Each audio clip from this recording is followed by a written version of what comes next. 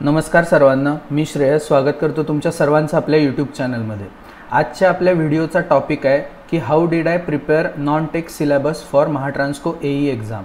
तर ह्याच्या आधी तुम्ही खूप ठिकाणी सर्च केला असेल की नॉन टेक्निकल कसं प्रिपेअर करायचं, कुठेच तुम्हाला एक समरी किंवा एक स्ट्रिक्ट रिसोर्स तुम्हाला आत्तापर्यंत कुठेच भेटला नसेल।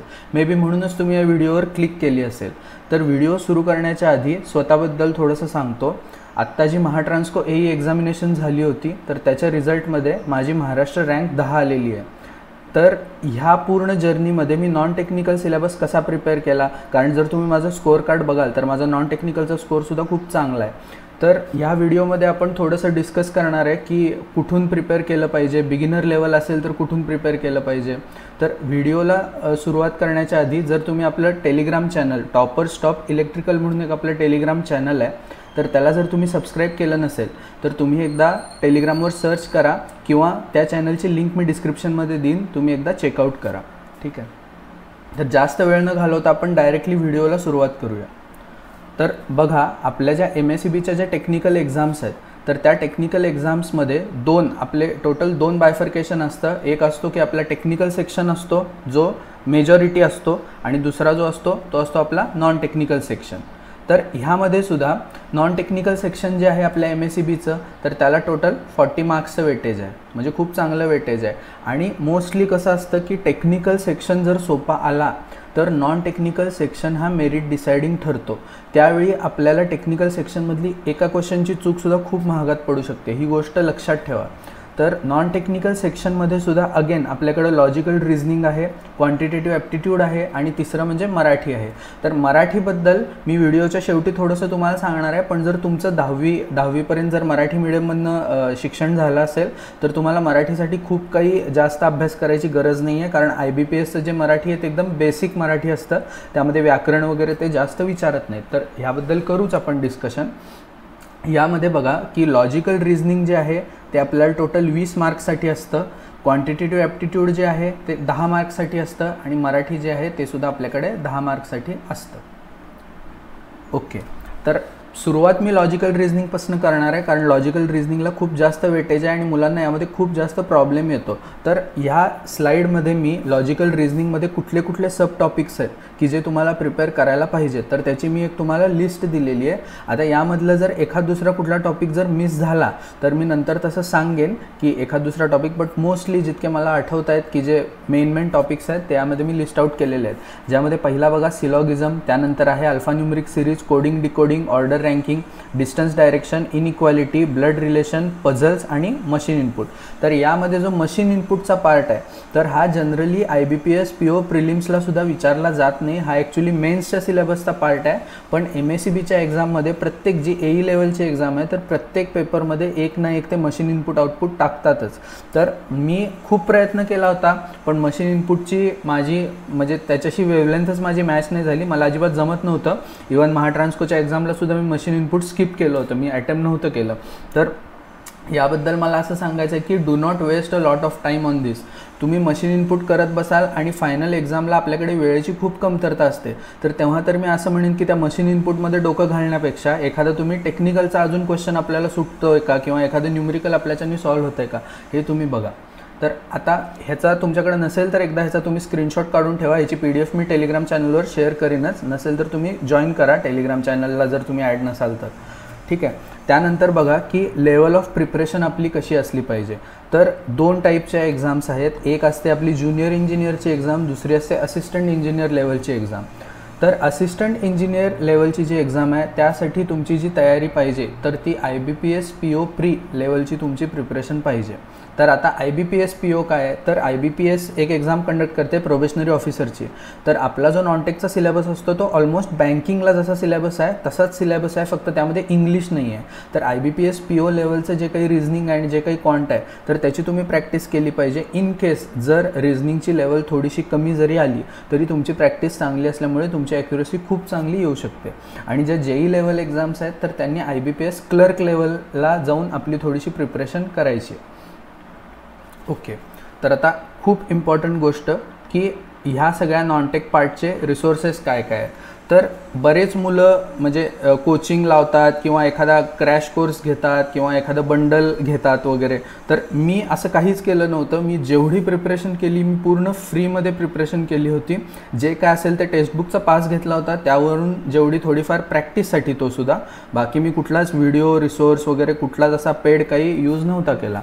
तर यामध्ये बघा मी हे जितके सगळे रिसोर्सेस आहेत तर हे रिसोर्सेस फ्रीली अवेलेबल रिसोर्सेस आहेत. तर यामध्ये बघा जर तुम्ही बिगिनर लेवल असाल की तुम्हाला काहीच माहीत नाही की रिझनिंगमध्ये काय असतं कसं असतं, तर अड्डा 24/7 ही जी वेबसाईट आहे, अड्डा 24/7 यांचं चॅनल आहे ॲक्च्युली. तर हे बँकिंगशी रिलेटेड SSCचे वगैरे यांचे खूप सारे व्हिडिओज असतात. तर यामध्ये एक झिरो टू हिरो सिरीज आहे.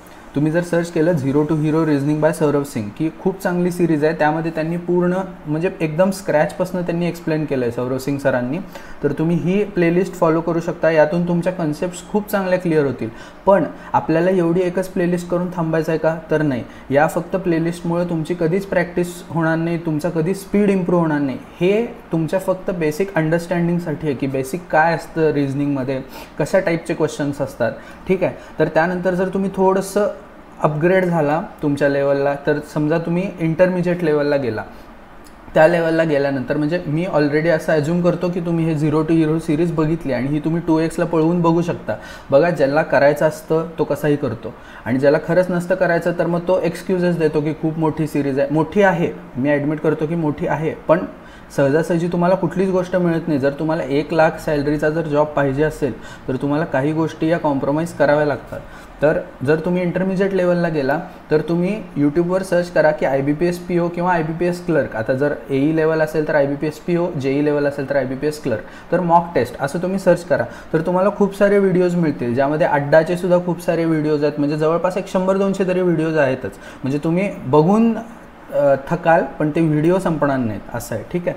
तर तुम्ही हे सर्च करा आणि हे जे व्हिडिओ आहेत ना, साधारण एक 50 मिनिटाचा व्हिडिओ असतो एक, ज्यामध्ये त्यांनी एक सेक्शन म्हणजे आता समजा तुम्ही रिझनिंग फक्त घेतलं तर रिझनिंगचे पूर्ण जे काही 40 क्वेश्चन्स असतील तर ते 40 क्वेश्चन्स त्यांनी डिस्कस केलेले असतात. आणि त्यामध्ये कसं असतं की टायमर असतो, तर टायमर लावलेला असतो आणि तुम्ही त्या टायमरच्या सोबत करा. जर समजा तुमचं ते पझल नाही सुटलं तर त्याच्यानंतर लगेच त्याचं एक्सप्लेनेशन सरांनी केलेलं असतं. तर तुम्ही हे एकदा करून बघा. यांनी मला खूप फायदा झाला होता, कारण सुरुवातीला असं होतं जेव्हा मी पण नवीन होतो, अचानक जर मॉक टेस्ट ओपन केली तर थोडंसं डिमोटिवेट व्हायला होत होतं, कारण स्कोअर यायचा नाही मॉक टेस्टला. तर त्यामुळे तुम्ही हे यूट्यूबवरनं करू शकता. त्यानंतर बघा की start practising textbook mocks of IBPS clerk. तर आता बघा की खूपदा असं होतं की सुरुवातीला काही जणांना PO लेवल थोडीशी हार्ड वाटू शकते की PO लेवलला, कारण नसतं आपण व्यवस्थित केलेलं नसतं, N नंबर ऑफ रिझन्स असतील. तर त्यांनी काय करा, टेक्स्टबुकवर IBPS क्लर्क लेवलपासून सुरुवात करा. क्लर्क लेवलला कसं आहे, तुम्हाला सिंगल लाईनचे डायरेक्ट क्लूज असतात, इंटरकनेक्टेड क्लूज असतात. तर त्यामध्ये तुम्हाला इतकं जास्त डिफिकल्टी लेवल नसते की तुम्हाला क्लूज मॅच करायचे वगैरे, असं काही त्यामध्ये एवढं नसतं. तर सुरुवात तुम्ही तिथून करा. जशी जशी तुमची लेवल अपग्रेड होत जाईल तसं मग आज काय करायचं की 1-2च PO लेवलचे पझल करायचे, भले न काही आहे ना. पहिल्यांदा तुम्ही टाईम लावून करा. मी जेव्हा सुरुवात केलेली मला 15-15 मिनटं लागत होते एक पझल सोडवायला सुरुवातीला, आणि नंतर मी तोच टाईम जवळपास 3 ते 4 मिनटावर आणलेला होता, ठीक आहे. तर त्यामुळे तुम्ही क्लर्कपासून सुरुवात करा. थोडं अपग्रेड होऊन तुम्ही परत PO लेवलपर्यंत जायचा प्रयत्न करा. त्याच्यानंतर बघा ॲडव्हान्स लेवल, की आता तुम्ही बिगिनर, तुम्ही सगळा कोर्स वगैरे केलेला आहे, त्यानंतर थोडी तुमची प्रॅक्टिस पण झालेली आहे, पण आता तुम्हाला कॉन्फिडन्स पाहिजे की एक्झाममध्ये मला आलं तर सुटेल कसं. तर त्यासाठी बघा तुम्ही टेक्स्टबुकच्या ज्या IBPS PO प्रीच्या ज्या मॉक्स आहेत तर त्या मॉक्स तुम्ही देऊ शकता. तर आता ह्यामध्ये कसं आहे, IBPS PO प्रीच्या ज्या मॉक्स आहेत तर त्यामध्ये 3 सेक्शन असतात. इंग्लिश असते, त्यानंतर तुमचं रिझनिंग असतं आणि त्यानंतर क्वांटिटेटिव्ह ॲप्टिट्यूड सुद्धा असतं. तर ह्यामध्ये तुम्ही काय करा की रिझनिंगचा आपला इंग्लिशचा जो पार्ट आहे तर ते तुम्ही डायरेक्ट सबमिट करून टाका, आणि जे राहिलेले 2 आहेत तर ते तुम्ही टाईम बाउंड प्रॅक्टिस करा. त्यातले तुम्हाला सगळे क्वेश्चन्स नाही येणार, त्या टाईममध्ये नाही होणार, हे मी आत्ताच तुम्हाला सांगतो की त्यातले 2 पझल राहतील, पण मी म्हणतो राहू दे 2 पझल. बाकीचे जे काही 2-3 पझल्स असतील जे तुम्हाला सुटले तर त्यामध्ये आपण नंतर बघायचं की आपण ह्याचा टाईम कसा कमी करू शकतो. आणि जे 2 पझल राहिलेत तर तुमची समजा टेस्ट सबमिट झाली, त्यानंतर काय करायचं, स्टॉपवॉच लावायचा आणि ते जे राहिलेले 2 पझल आहेत ते आपण परत एकदा सॉल्व्ह करून बघायचे, जेणेकरून आपल्याला प्रॅक्टिस होते. आणि ह्यामध्ये खूप सारे टेस्ट आहेत. जर तुम्ही टेक्स्टबुकवर बघितलं ना तर तिकडं खूप टेस्ट आहेत. इव्हन मॉक टेस्ट आहेत, मेमरी बेस्ड टेस्ट आहेत. आता त्यात पण बघा तुम्ही पहिला प्रेफरन्स कशाला द्यायचा, तर पहिला जे काही मेमरी बेस्ड पेपर्स आहेत मेमरी बेस्ड पेपर्स म्हणजे जे काही 2024मध्ये 23मध्ये जे काही IBPSचे पेपर झाले तर ते त्यांनी लिस्ट आउट केलेले आहे आणि त्यांचे मेमरी बेस्ड पेपर खरंच चांगले असतात. Almost close to real exam level त्यांनी केलेलं असतं. कारण आता IBPSचा पेपर तर आपल्याला रिस्पॉन्स की आउट होत नाही, त्यामुळे आपल्याला समजत नाही की एक्झॅक्ट काय क्वेश्चन होते. त्यानंतर बघा की solve YouTube free मॉक्स before the timer runs out. तर नंतर मी काय करायचो, सुरुवातीला जे व्हिडिओज मी बघितले होते तर त्यामध्ये कसं टायमर लॅप्स होऊन जायचा तरी माझं पझल म्हणजे बसायचं नाही माझं. मी नंतर काय करायचो, इतकी प्रॅक्टिस की तो टायमर रन आउट व्हायच्या आधीच माझं सोल्युशन आलेलं असायचं. तर ही लेवल तुम्ही एकदा अचीव केली ना की तुम्हाला स्वतःबद्दल पण खूप कॉन्फिडन्स येतो. आणि नंतर जशी तुमची एक्झाम जवळ येईल तर आपल्या महाराष्ट्रातले सुद्धा जेवढे काही क्लासेस आहेत, जेवढे काही असतील तर त्यांच्या लाईव्ह मॉक टेस्ट असतात किंवा बाकी खूप साऱ्या मॉक्स असतात. त्यामध्ये तुम्हाला ही गोष्ट जाणवेल, जेव्हा तुम्ही बँकिंग लेवलचं नॉन टेक प्रिपेअर कराल त्यावेळी तुम्हाला MSEBच्या ज्या काही मॉक टेस्ट आहेत त्या काहीच वाटणार नाहीत त्याच्यासमोर. ठीक आहे, कारण यावेळीसुद्धा महाट्रान्सकोची जी नॉनटेक होती तर ती खूप चांगल्या लेवलचं नॉनटेक त्यांनी विचारलेलं. मला तर आठवतं आहे म्हणजे जे क्वांटमध्ये जे अरिथमॅटिक प्रॉब्लेम्स होते त्याची लेवलसुद्धा खूप चांगली होती. म्हणजे ऑलमोस्ट SBIPO लेवलचे त्यांनी अरिथमॅटिक वगैरे विचारलेलं होतं. तर आपली प्रिपरेशन आता अशी असली पाहिजे, कारण तुम्ही यावेळी रिझल्टमध्ये बघितलं असेल की नॉन टेकवर मेरिट डिसाईड झालं आहे. टेक्निकल मोर ऑर लेस सर्वांना सेम 85+ तर खूप जणांना मार्क आहे. ठीक आहे, तर अशावेळी नॉन टेक खूप इम्पॉर्टंट. कारण कसं आहे, नॉनटेकला तुमची एकदा प्रॅक्टिस झाली की तुमच्या ऑटोमॅटिक हात चालायला लागतात. टेक्निकलला कसं तुम्हाला एखादा क्वेश्चन नाही आला तर तो नाही येत, पण समजा तिथे तुमची एखादी, आता जसं माझं सांगतो, माझ्या 1-2 क्वेश्चनमध्ये टेक्निकल सेक्शनमध्ये सिली मिस्टेक झाले होते. मी ॲडमिट करतो की ते क्वेश्चन नाही चुकले पाहिजे होते, पण ते चुकले माझे टाईमच्या प्रेशरमध्ये. पण माझं नॉनटेकवर चांगली कमांड होती त्यामुळे ते 1-2 क्वेश्चन मी तिकडे कॉम्पेन्सेट करून घेतले. ठीक आहे, तर हा फायदा आहे नॉन टेक्निकलचा. त्यानंतर बघा की यामध्ये लिहिलं आहे की how did I practice reasoning, की मी कशी रिझनिंगची प्रॅक्टिस केली होती. तर मला माहिती आहे की 20 मार्काचा सेक्शन आहे, त्यामुळे मी ह्याला खूप सिरियसली घेतलं होतं. डे 1 पासूनच सिरियसली घेतलं होतं.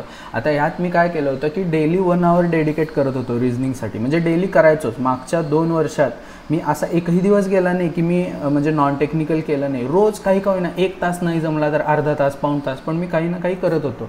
तर हा झाला, तुम्ही एक टाईम स्लॉट डेडिकेट केला पाहिजे. आणि रिझनिंग किंवा नॉन टेक अशी गोष्ट नाही आहे की परीक्षा माझं एकदा हॉल तिकीट आलं किंवा हॉल तिकीट यायच्या 1 महिनाभर आधी मी रिझनिंग चालू करेन आणि मी चांगले मार्क पडेन. ह्याची तुम्हाला डेली सराव पाहिजे रिझनिंगचा, तरच तुमचा स्पीड इम्प्रूव्ह होईल.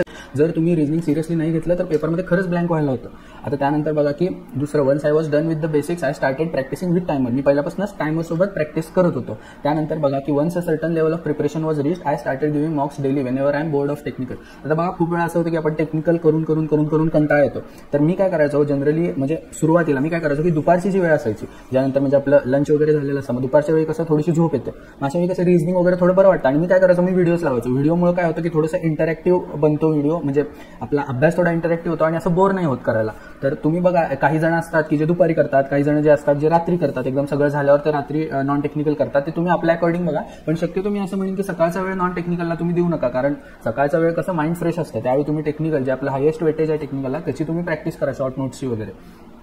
तर त्यानंतर बघा की आता मी सांगतो, आता समजा असा एक क्वेश्चन जर स्क्रीनवर आला तर मी आता कसं करायचं, तर हा जो आहे आपला सिलॉगिझमचा मी फॉर एक्झाम्पल घेतलेला, खूप काय अवघड क्वेश्चन आहे असं नाही, तरी सांगतो की आता समजा असं आहे की सम बेअर इज पांडा. तर मी काय करायचो की some bear is panda, no bear is fox. तर नो बेअर इज फॉक्स आणि काय only a few fox is ox, only a few fox. आता हे बघा इथं फॉक्स, ऑक्स हे असं मुद्दाम कन्फ्यूज करायला ते देतात. Only a few fox is ox. तर अशी वेन डायग्राम काढत होतो. आणि आता कन्क्लुजन बघा की पहिलं काय, some bear is ox is a possibility. Some bear is ox is a possibility. आता बेअर आणि ऑक्समध्ये डायरेक्टली काही रिलेशन आहे का, तर नाही आहे. तुम्हाला काय विचारलं, पॉसिबिलिटी. जेव्हा दोन्ही एलिमेंट्समध्ये डायरेक्ट रिलेशन नसेल, ऑल पॉसिबिलिटीज आर ट्रू. इथं त्यांनी सर्टन डेफिनेट स्टेटमेंट केलं का, तर नाही. तो काय म्हणतोय, पॉसिबल आहे की शक्य आहे असं असणं. तर ठीक आहे, पहिलं कन्क्लुजन बरोबर आहे. दुसरं आहे ऑल पॅन्डा इज बेअर. आता बघा इथे हे डेफिनेटिव्ह कन्क्लुजन आहे. तर ऑल पॅन्डा इज बेअर, पांडा इथं, बेअर इथं. तर ऑल पॅन्डा इज बेअर आहे का, तर नाही. त्यामुळे दुसरं स्टेटमेंट रॉंग आहे. ठीक आहे, दुसरं स्टेटमेंट जे आहे ते रॉंग आहे. त्यामुळे तुमचा आन्सर काय, ओनली वन फॉलोज. आता त्यानंतर बघा, मला खूप जण विचारतात की पझल मी कसे सॉल्व्ह करत होतो. पहिल्यांदा क्लूज लिहून घेत होतो, नंतर म्हणजे कशा टाईपनी पझल सॉल्व्ह करत होतो. तर इथं मी आहे ना, एक म्हणजे आपल्या सिम्पल थोडंसं व्हावं आपल्या गोष्टी, किंवा तुम्हाला समजावं की माझा अप्रोच कसा असायचा, तर याच्यासाठी एक पझल घेतलेलं होतं इथं. तर आता ह्या पझलमध्ये बघा, एक मिनिट, मी याचा पझलचा साईज थोडासा लहान करतो, मला लिहायला थोडीशी स्पेस मिळेल.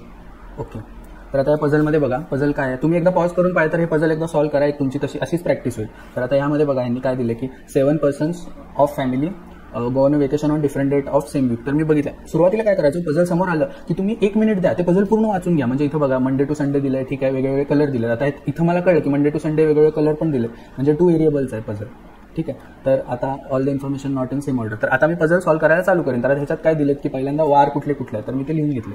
Monday, Tuesday, Wednesday, Thursday, Friday, Saturday आणि संडे, ठीक आहे. तर हे 7 वार आपले झाले तिथं.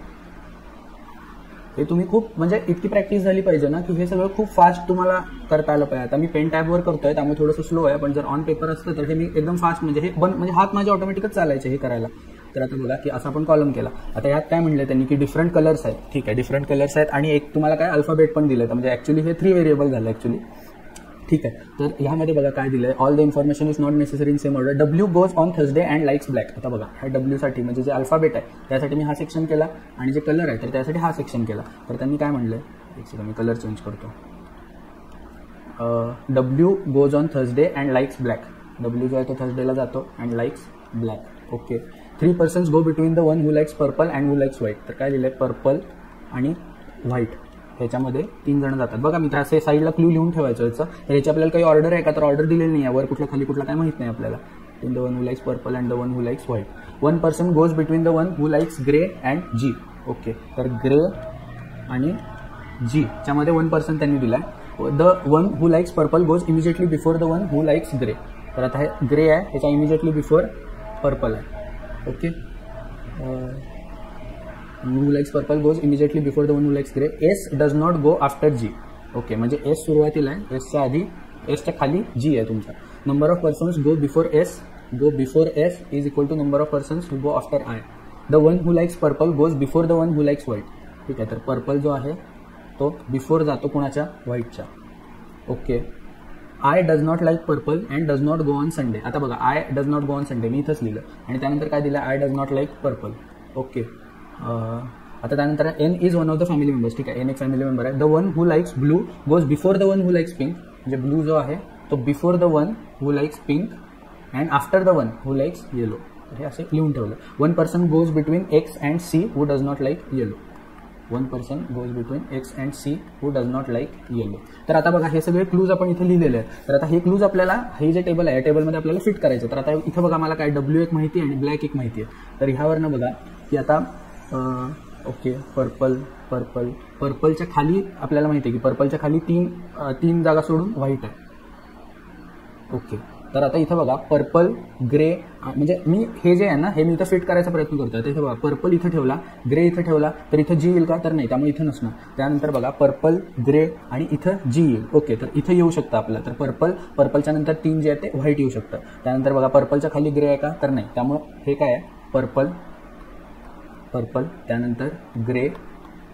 ओके. आणि त्यानंतर एक सोडून जी आहे आपल्याकडे. आता त्यानंतर त्यांनी काय दिलं, पर्पल नंतर 3 सोडून आपल्याकडे व्हाईट आहे. ओके. मग माझा हा क्लू झाला, त्यानंतर हा क्लू झाला, त्यानंतर एसच्या खाली जी आहे. ठीक आहे. आता एस 3 ठिकाणी येऊ शकतं, आपल्याला माहित नाही, थोडंसं थांबूया. आता काय एसच्या वरती जितके आहे तेवढे आयच्या खाली आहे हे पण आपल्याला माहित नाही. तर आता बघा त्यांनी काय दिलं, पर्पलच्या खाली व्हाईट आहे. ठीक आहे. तर पर्पलच्या खाली आपला व्हाईट आला. त्यानंतर I does not like purple, म्हणजे आता इथं आय तुमचा इथं पण नसेल कारण तो पर्पल आहे, तर आय इथं पण नाही. हा पण क्लू झाला. त्यानंतर येलो ब्लू पिंक अशी ऑर्डर पाहिजे तुमची. तर आता इथं बघा 3च जागा शिल्लक आहेत आणि येलो ब्लू पिंक काहीच नाही आहे. तर मी इथं डायरेक्ट लिहू शकतो की येलो ब्लू आणि इथं झालं तुमचं पिंक. ओके. तर आता नेक्स्ट क्लू काय आपल्याकडे, एसच्या खाली जी, तर एस माहित नाही, एस कुठेही असू शकतो. ठीक आहे. तर आता आय इथं नाही असू शकत, तर एसच्या खाली जी आहे म्हणजे एस जो असणार तो या 3 ह्याच्यावर येऊ शकतो. तर इथे तर नाही येऊ शकत, तर मी आय एकदा इथं ठेवून बघतो. आता काय दिलंय, आयच्या खाली जेवढे आहेत तेवढे एसच्या वरती आहेत, म्हणजे एसच्या वरती हे झालं. ठीक आहे. आणि एसच्या खाली जी आहे ही पण कंडिशन आपली फुलफिल झाली, त्यामुळे हे पण बरोबर आहे. एसच्या खाली वर जितके तेवढे आयच्या खाली आहेत. आता त्यानंतर बघा एक्स आणि सी मध्ये 1 आहे. ठीक आहे. पण सी जो आहे तो सीला येलो नाही आवडत, मग त्यामुळे बघा सी इथे येईल का, तर नाही. सी जो आहे तो तुमचा इथे येईल, एक्स जो आहे तो तुमचा इथे येईल आणि एक लाईन होती की N is one of the family members. बघा मी एन इथे लिहिलं. तर ह्याचं जे सोल्युशन आहे ते मी एकदा पुढच्या स्लाइडमध्ये दिलेलं आहे तुमच्यासाठी. XSCWGIN. इथे पण बघा XSCWGIN आपलं बरोबर. Yellow purple grey black, yellow purple grey black, त्यानंतर ब्लू व्हाईट पिंक. ओके. तर आपले पझल करेक्ट आहे. तुम्ही बघू शकता की लाईव्ह मी एक तुम्हाला डेमो दिला. मला इथं थोडासा उशीर लागला कारण हे पॉइंटर वगैरे सिलेक्ट करायचा, त्यामुळे थोडासा वेळ लागतो. ठीक आहे. तर पुढे जाऊया आपण. आता बघा नेक्स्ट की क्वांटिटेटिव्ह ॲप्टिट्यूड. तर क्वांटची प्रिपरेशन कशी केली पाहिजे. तर या स्लाइडमध्ये आहे ना मी जितके तुमचे 2 टॉपिकमध्ये मी डिवाइड केले. पहिला आहे जे की स्पीड मॅथ्स ज्याला म्हणतो आपण, ज्यात कॅल्क्युलेटिव्ह असतं, आणि दुसरं अरिथमॅटिक ज्याला आपण वर्ड प्रॉब्लेम्स म्हणतो. तर आता स्पीड मॅथ्समध्ये तुम्ही बघा की स्पीड मॅथ्समध्ये जे आहेत, आता इथं काय केलं बघा, मी इथं स्टार मार्क केला कारण प्रत्येक एक्झाममध्ये स्पीड मॅथ्सवरचे क्वेश्चन्स येतातच येतात. क्वांटिटेटिव्ह ॲप्टिट्यूडचा जर तुम्हाला सेक्शनल कट ऑफ क्लिअर करायचा असेल तर तुम्हाला स्पीड मॅथ्स करणं मस्ट आहे. तुमचं ॲटलीस्ट स्पीड मॅथ्स तरी झालंच पाहिजे. तर आता स्पीड मॅथ्समध्ये काय आहे, पहिला नंबर सिरीज एकदम सोपं आहे की नंबर सिरीज दिलेले असते, त्यामध्ये सिक्वेन्स विचारलेला असतो, नेक्स्ट नंबर कुठला येईल ते विचारलेला असतो. त्यानंतर बघा मिसिंग नंबर, अप्रॉक्सिमेशन, सिम्प्लिफिकेशन आणि क्वाड्रॅटिक इक्वेशन. तर हे एकदम सोपं आहे हे जे आहे ते. त्यामुळे तुम्ही स्पीड मॅथची प्रॅक्टिस रोज करा कारण स्पीड मॅथ्सला तुमचं खूप म्हणजे ते हातचे मार्क आहेत तुमच्या, तर ते तुम्ही घालवून देऊ नका. दुसरं झालं की अरिथमॅटिक. तर आता जनरली बघा जर आपल्याकडे 20 क्वेश्चन्स असतील तर म्हणजे अगदी वर्स्ट केसमध्ये सुद्धा 7 ते 8 क्वेश्चन तरी आपल्याकडे स्पीड मॅथ्सवरनं असतात. म्हणजे आतापर्यंत येत आलेले आहेत, पुढच्या पेपरमध्ये काय होईल मी सांगू शकत नाही, पण आतापर्यंतच्या ट्रेंडमध्ये मी सांगतो की 7-8 तरी मिनिमम असतात स्पीड मॅथ्सवरनं. त्यामुळे जरी तुम्ही तेवढे जरी क्वेश्चन अटेम्प्ट केले तरी तुम्हाला म्हणजे ॲव्हरेज मार्क्स स्कोर तुम्ही करू शकता क्वांटमध्ये. आता अरिथमॅटिकमध्ये बघा की अरिथमॅटिकमध्ये बोर्ड्स अँड स्ट्रीम्स आहे, pipes and cisterns, time and work, speed and distance, profit loss, simple interest, compound interest, percentage, average ratio, alligation, mixture. तर हे जे आहेत हे टॉपिक्स आहेत क्वांटचे. जर तुमच्याकडे नसतील तर एकदा याचा व्हिडिओ पॉज करून स्क्रीनशॉट घ्या.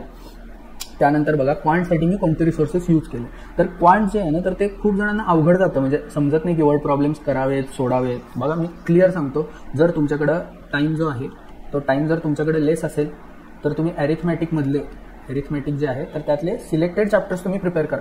तुम्ही सगळ्याच्या मागे जाऊ नका. म्हणजे आता एखादा असतो ज्याला स्पीड अँड डिस्टन्स सोपा जातो, एखादा असतो ज्याला प्रॉफिट अँड लॉस सोपा जातो. तर आता ज्याला प्रॉफिट अँड लॉस सोपा जातोय त्यांनी SI आणि CI करायच्या फंदातच पडू नका. तुम्हाला ज्या 2-3 टॉपिक्सबद्दल कॉन्फिडन्स आहे ना तेवढीच तुम्ही जरा चांगली प्रॅक्टिस करून जावा, कारण त्यामधले क्वेश्चन्स येण्याचे चान्सेस खूप जास्त असतात. आणि त्यातले आपल्याला 2-3 जरी क्वेश्चन आले तरी आपलं काम झालं. आपल्याला कुठं आउट ऑफ स्कोअर करायचं आहे क्वांटमध्ये, ठीक आहे, इतका स्कोअर करायचा आहे की आपण अगदी सेक्शनलच क्लिअर नाही झाला बाबा, की एवढा टेक्निकल प्रिपेअर करून सुद्धा आपल्याला स्कोअर नाही आहे. तर ह्यासाठी आपल्याला नॉन टेक्निकल आपण करतो आणि क्वांटचे तेच म्हणजे इम्पॉर्टन्स आहे की आपला कधी कधी सेक्शनल कट ऑफ नाही क्लिअर होत खूप जणांचा. तर यामध्ये बघा रिसोर्सेस मी काय केलं होतं की पहिल्यांदा जे करिअर डिफायनर म्हणून एक युट्यूब चॅनल आहे, कौशिक मोहंती सर म्हणून एक आहे की ज्यांनी स्वतः IBPS PO वगैरे त्यांनी एक्झाम क्वालिफाय केलेले आहेत, म्हणजे खूप छान शिकवतात सर. तर त्यांचं करिअर डिफायनर म्हणून चॅनल आहे. तर त्यामध्ये काय करा तुम्ही सुरुवातीला, आता त्यात त्यांनी सरांनी एकदम मेन्स लेवलपर्यंत घेतलेलं आहे. त्यात आपल्याला तेवढ्या लेवलला जायचं आहे का, तर नाही. सुरुवात आपण काय करायची की IBPS किंवा RRB क्लर्क जे त्यांचे लेक्चर आहेत तर ते तुम्ही बघा. आणि त्यात सुद्धा आपल्याला एक लक्षात येते, मी क्लिअर सांगतो बघा की आपला जो क्वांट आहे, क्वांट तुम्ही एकदम बेसिक लेवलला प्रिपेअर करा. फार काही हायफाय अरिथमॅटिक करून 4-4, 5-5 वर्ड लाईनचे अरिथमॅटिक आपल्याला जाऊन सॉल्व्ह करून यायचं नाही आहे. तसा क्वेश्चन आला तर आपण बघूनच स्किप करणार तो क्वेश्चन.